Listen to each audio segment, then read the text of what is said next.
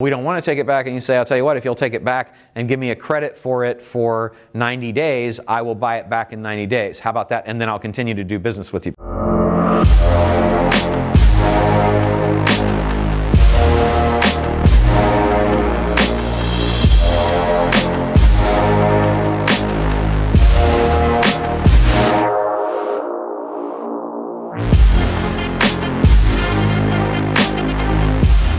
A deferred payment and liquidate. So if you're just going to sell all the assets off, which is fun to do also sometimes, just get a deferred payment and then go liquidate the assets and pay them from the liquidation.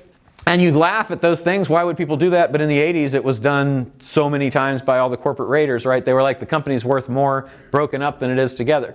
You could do a debt subject to, so you can say, hey, what are you going to do with that money? You know you have to pay off the $1 million line that you've got. So instead of doing that, Brian, how about if I just assume that? How about if I take that over? Now, I wouldn't offer to assume it first. I would say, would you take that subject to? I can take it subject to. I'm not going to assume it, but I will pay it for you, right? And I'll have a contract that says I'll do that, because then it doesn't affect my credit. And if he says, screw you, I want you to assume it, then I'll be like, okay, gosh, you're a hard negotiator, right? And then I will assume the debt. You can take it subject to, meaning the debt's going to continue to exist, and I'm going to say that I'm going to take care of it. I could wrap it, meaning I could give the seller a note saying, I will take over that debt and pay it, but it doesn't get assumed by me from the primary lender. Or I can assume it, which is I go to the lender and say, hey, how about if Brian doesn't have to pay that back? How about if I do that and I'm going to take over it and now Brian's off the hook? And due on sale clauses can be waived in real estate and in life. Debt reduction is, hey, I'm going to bankrupt this thing and you're not going to get anything, or I'll give you 40 cents on the dollar for your debt. You say it nicer than that. That's not the best way to negotiate. You can liquidate the furniture, fixtures, and equipment, or you can sell it and then do a lease back, or you can sell it and then go out and lease new equipment. But either way, you're putting cash in your pocket. You can finance the furniture and fixtures and equipment. There's lots of equipment financing companies if you've got machinery. You can go out and get raw materials financing as well, also called supplier loans. You can get inventory financing. If you have too much inventory that you've taken from somebody else, you can go back to the person that you bought it from and say, I'd like to return this amount for now, even if they say there's a restocking fee, or maybe they say, well, we don't want to take it back. And you say, I'll tell you what, if you'll take it back and give me a credit for it for 90 days, I will buy it back in 90 days. How about that? And then I'll continue to do business with you. But if you don't, I'm going to find somebody else. A seller could consign inventory to you. So basically, you're not going to pay the seller for the inventory up front. There's $300,000 in inventory. You tell the seller, I will pay you as it sells. I'm going to let you continue to own it. I'm going to buy the rest of the assets of the business. I'll hold the inventory for you, and then as it sells, I'll pay you, right? Supplier invests. The supplier basically is, you go to your supplier and say, hey, how'd you like to own part of the business? Or you get a loan from the supplier, or you get the supplier to give you different terms or to consign the stuff to you. If you've got lease or other deposits, then see if you can get a release. If you can't get a release of the deposits, then see if you can get a reduction in them, right? Surprisingly, a lot of times you can. One of the biggest things that I got out of the deal with Digital Marketer was there was about $2.3 million in credit card reserves when I came into the company that they hadn't even really thought about because it was all tied up. 100% of that has been released. So we just got an extra 2-3 for grins and giggles. You can close and delay accounts payable, or you can close and defer accounts payable. What do you think the difference is? Well, one way is consensual and one way is not. So I go to the AP people and I go, would you guys mind if we paid you back over 90 days? And they're like, sure. I'm like, thank you, that's a deferment. Or they'll say, no way. And I'll be like, okay, I'm not going to pay you for 90 days. You could do, if there's real estate, you sell it and lease it back. You can do an SBA 504 or 7A or 7A Express. 504 is for acquiring things, not the business itself, but like real estate or equipment. 7A you might use to finance 75% of the business. 7A Express happens much faster because the SBA typically moves slow, and that's up to $350,000. You can barter. So let's say that you want that Vacheron Constantin watch, and I've got something that I can give you instead, then I might go find somebody else that's got the Vacheron. I actually used to be in the jewelry and watch business, so I know people that have those. So I could go to them and say, look, I've got this thing that you want. I've got a Bosendorfer grand piano, and you've said you've always wanted one. I'll trade you that for the Vacheron, and then go to you and give you the Vacheron, right? Or maybe I could just say, hey, instead of cash, how would you like a Vacheron Constantin watch, right?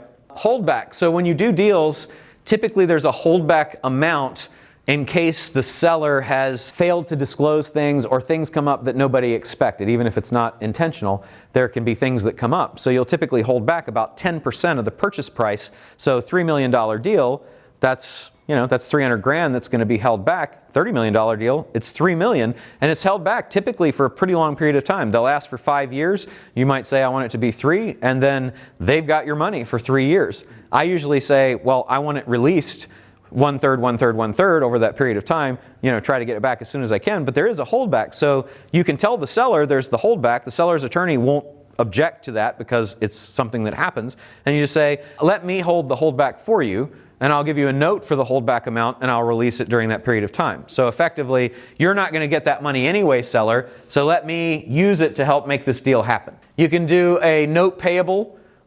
Owner carry note payable, that's just straight seller financing, just like you saw old Hal Jank offering in the broker thing. You can do a balloon, so you can say, I know that you want your money in 3 years, not 7, but give me a straight amortization payment schedule on the note as if it was 7, and then we'll do a 3-year balloon so that I have to pay you everything at that point in time. You can refi any real estate that's in the deal. You can go and get a credit card advance, which we do frequently just so that we can say we didn't come out of pocket for the deal because we like this game. You can play credit card round robin where you go and get 22 credit cards and have $100,000 in financing, right? You can also do bank loan round robin. So I know somebody here in town, I use their limo company from time to time, and the lady that owns it has kind of not a great business manager, and so she just recently went out and did, I think she did 12 loan applications at banks all on the same day, and then got the minimum funding. So they didn't, there's an amount they'll generally give you pretty quickly. She got the funding from them all before it reported on her credit so that she could have it, and that's how she funded.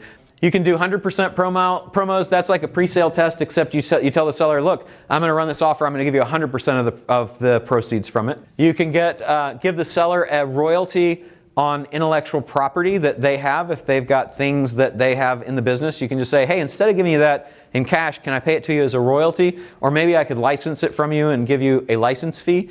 Okay, so Shark Tank, Kevin O'Leary's favorite thing that I see all the time is a seller unit royalty. So he says, I'll give you this money and you pay me back $1 every time you sell a product. You can make the Shark Tank deal with your seller too. Just say, look, on that $100,000, every time that you sell something, I'll give you $10, right?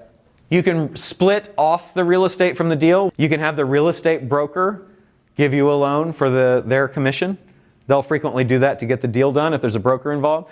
You can split fractional rights. So you can do a fractional rights deal where you say, I'm going to sell you the right to market this to this customer or something like that. You're just basically splitting off the rights so that you are saying, I'm not going to sell that any longer. I'm going to give you for a period of time the ability to have the exclusive right to sell this to this customer. You can post-date the check for closing and have the escrow or their attorney hold it.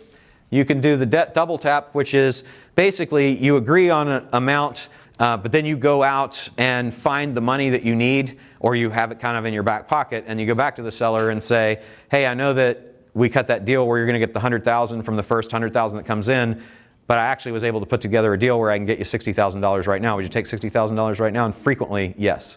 Very, very frequently, yes.